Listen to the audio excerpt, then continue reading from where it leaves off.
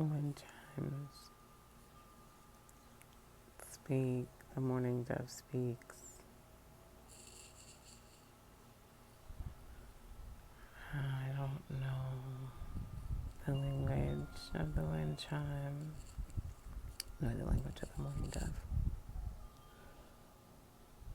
or any of the other birds that I hear.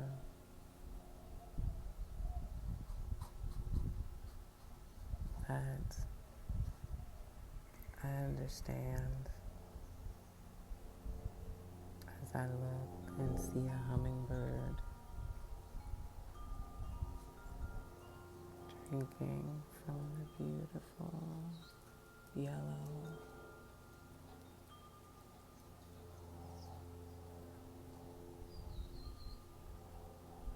all is well right now.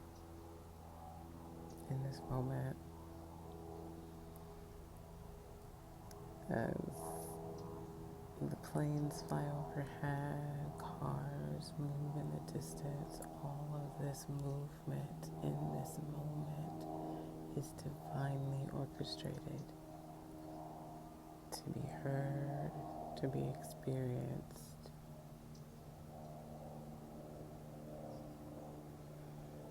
What a true blessing.